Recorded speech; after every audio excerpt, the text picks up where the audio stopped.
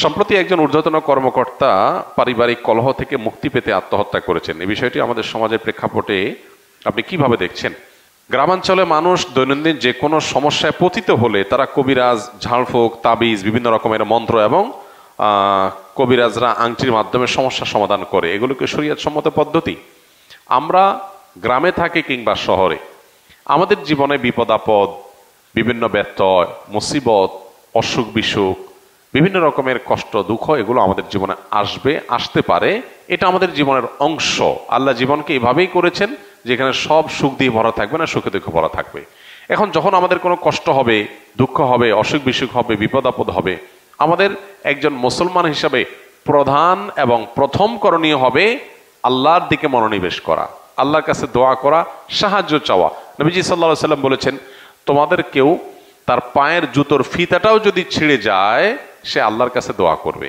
মনে করতে পারি আমরা যে এটা আবার কি এমন বিপদ যের জন্য আল্লাহর কাছে দোয়া করতে হবে। মূলত আমার পায়ের ফিতা ছুটে গেছে, আমি এটা ঠিক করে ফেলতে পারবো হয়তো, তারপর আমি মনে মনে আল্লাহর কাছে দোয়া করবো, আল্লাহ এটাও একটা বিপদ হতে পারে, আকারে ছোট, আপনি সাহায্য করেন যেন সহজে আমি রিপেয়ার করতে পারি, এটাকে সারতে পারি, ঠিক করতে পারি।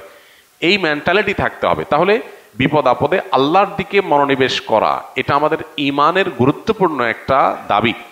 কিন্তু আজকাল বস্তুবাদ আমাদেরকে এমনভাবে গ্রাস করে ফেলেছে, জ্বর হলে, শরীর ব্যথা হলে আমরা নাপা খেলে ভালো হয়ে যায়।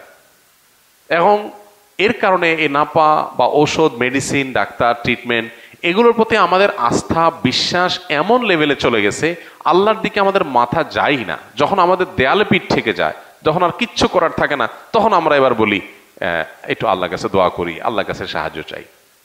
অথচ উচিত হলো যে কোনো বিপদ আপদে আল্লাহর দিকে ধাবিত হওয়া। তাহলে বিপদ আপদে কবিরাজের কাছে যাওয়া না, বিপদ আপদে আল্লাহর দিকে ধাবিত হইতে হবে। এটা হলো প্রথম কথা। এর পাশাপাশি সেই বিপদ দূরের জন্য জাগতিক যে স্টেপ আছে, অসুখ হলে ট্রিটমেন্ট করা, ডাক্তারের কাছে যাওয়া, বিপদ আপদ হলে সেটা দূরের জন্য বিভিন্নভাবে চেষ্টা করা, সেটা আমরা করব। পাশাপাশি যদি আপনার রুকিয়া, কোরআন হাদিসের আলোকে ঝাড়ফুঁক করার প্রয়োজন হয়, সেলফ রুকিয়া, নিজের ঝাড়ফুঁক নিজে করবেন, আর না হলে কোনো রাকির শরণাপন্ন হবেন যিনি কোরআন হাদিসের আলোকে শুধু ঝাড়ফুঁক করেন, এতটুকু। এই কবিরাজ, তাবিজ, কবজ দেওয়া বিপদ আপদে বিশেষ করে এটা নবী সাল্লাল্লাহু আলাইহি ওয়াসাল্লামের সুন্নাহ বিবর্জিত কাজ। এটা নবী সাল্লাল্লাহু আলাইহি ওয়াসাল্লামের কোনো সুন্নাহ না। বিশেষ করে আপনার অসুখ বিসুখ ছাড়ে না, বিপদ আপদ ছাড়ে না, এটা তাবিজ দিল, ঝুলাই দিলাম আর আমার সব দূর হয়ে গেল, এটা নবী সাল্লাল্লাহু আলাইহি ওয়াসাল্লামের জীবন দর্শন থেকে পাওয়া যায় না, নবী সাল্লাল্লাহু আলাইহি ওয়াসাল্লামের সুন্নাতে এটা পাওয়া যায় না। এটা কোনো কোনো ক্ষেত্রে শিরকের পর্যায়ে মানুষকে নিয়ে যায়। বিধায় সুন্নাতে আমাদের আসতে হবে। সুন্নাহ কি? আমরা আল্লাহর কাছে দোয়া করব, কোরআন হাদিসের আয়াত পড়ে, দোয়া পড়ে পড়ে ফু দেব এবং আল্লাহর কাছে সাহায্য চাইব। এটাই হলো সুন্নাহ পদ্ধতি। আল্লাহ আমাদের তৌফিক দান করুন। সম্প্রতি একজন ঊর্ধ্বতন কর্মকর্তা পারিবারিক কলহ থেকে মুক্তি পেতে আত্মহত্যা করেছেন। এই বিষয়টি আমাদের সমাজের প্রেক্ষাপটে আপনি কিভাবে দেখছেন? দেখুন, আমাদের সমাজে পারিবারিক অশান্তি দিন দিন বাড়ছে না কমছে? বাড়ছে। কেন বাড়ছে? দিনের আলোর মতো পরিষ্কার। আমাদের নিজস্ব কৃষ্টি, কালচার এবং সংস্কৃতি এটা বাদ দিয়ে আমরা যখন পশ্চিমাদের সংস্কৃতিকে ধারণ করার চেষ্টা করছি, আমরা যখন ওদের আইডিওলজিগুলোকে আমাদের সমাজে আমদানি করছি, বা কিছু মানুষ সেটাকে যখন পুশ করছে, তখন আমাদের পরিবার ব্যবস্থাপনা ভেঙে পড়ছে, আমাদের দাম্পত্য কলহের পরিমাণ দিন দিন আরো বাড়ছে। নারীদেরকে উস্কে দেওয়া হচ্ছে, অধিকার দেওয়ার নাম করে পুরুষদের মুখোমুখি করা হচ্ছে। সেক্ষেত্রে একজন ভালো নারীও নিজের অজান্তে, নিজের অবচেতন মনে তিনি তার স্বামীর প্রতিপক্ষ হয়ে যাচ্ছেন, দ্বন্দ্ব কলহ বাড়াচ্ছেন। কেন?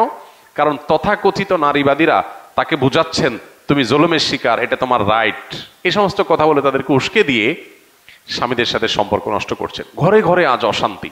অতএব এই পারিবারিক কলহ বন্ধ করতে হলে আমাদেরকে এই পশ্চিমা কালচার এবং কৃষ্টির আমদানির সকল পথ বন্ধ করতে হবে। যদি সেটা না করতে পারি, পারিবারিক কলহ বন্ধ হবে না, দিন দিন আরো বাড়তে থাকবে। আমার বাড়ি চট্টগ্রাম হাটহাজারীতে। আমি দুবাই ছিলাম, কিছুদিন হলো দেশে আসছি আপনার সাথে দেখা করার জন্য। আমি অনেক প্রবলেমে আছি, আপনার সাথে কিছু কথা না বললেই নয়। দয়া করে মূল্যবান সময় থেকে আমাদের কিছু সময় দিন। দেখুন, আমরা জুমার দিন এখানে তো সময় দিতে পারি না। যে ভাই প্রশ্ন এটা লিখেছেন তাকে বলবো আসন্না ফাউন্ডেশনে অফিস টাইমে যাবেন, শুক্রবার ছাড়া সপ্তাহের যে কোনো দিন সকাল 9টা থেকে বিকাল 5টা পর্যন্ত অফিস টাইমে যাবেন। বিশেষ করে শনিবার আর অন্য যে কোনো দিন হতে পারে, সেখানে ওলামা একরাম আছেন, আমাদের প্রশিক্ষিত, আমাদের হাতে গড়া আলেমরা আছেন, তারা আপনাকে সময় দিবেন। তারা অ্যাসেসমেন্ট করে প্রয়োজন মনে করলে আমার কাছেও নিয়ে আসবেন বা পাঠাবেন। আপনার সমাধান দেওয়ার জন্য অফিস টাইমে আমরা অপেক্ষমান থাকি, বিধায় সেখানে আপনি চলে আসবেন। আমরা অনেক সময় মনে করি যে আমার সমাধান অমুক থেকেই নিতে হবে, এটা আমাদের একটা মানসিক ব্যাপার। আসলে ব্যাপারটা সেরকম না। আপনার সমাধান দরকার, ব্যক্তি দরকার না। অতএব আপনি অফিস টাইমে আসলে ইনশাল্লাহ আপনাকে সময় দিয়ে আপনার সমাধানের জন্য সর্বোচ্চ চেষ্টা আসন্ন ফাউন্ডেশন থেকে আমরা করব ইনশাআল্লাহ।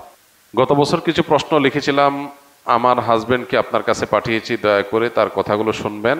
তার বিভিন্ন রকমের প্রবলেম, আমি আশা করি আল্লাহর রহমতে আপনার দ্বারায় সব ঠিক হয়ে যেতে পারে। তাকে আপনার মূল্যবান সময় থেকে একটু সময় দিবেন। পারিবারিকভাবে অনেক রকম প্রবলেম, সে দুবাই থেকে এসে পথে পথে ঘুরতেছে, দয়া করে তাকে একটু, সম্ভবত আগেরটা এটা একই রিলেটেড বিষয়, এটার জন্য একই কথা প্রযোজ্য। অফিস টাইমে ফাউন্ডেশনে যাবেন ইনশাআল্লাহ। অফিস টাইমে সকাল 9টা-10টা থেকে নিয়ে বিকাল 5টা পর্যন্ত যে কোনো দিন আসন্না ফাউন্ডেশন আফতাবনগর অফিসে যাবেন ইনশাআল্লাহ। আপনার সমস্যার সমাধানের জন্য সর্বোচ্চ চেষ্টা করবে ইনশাআল্লাহ।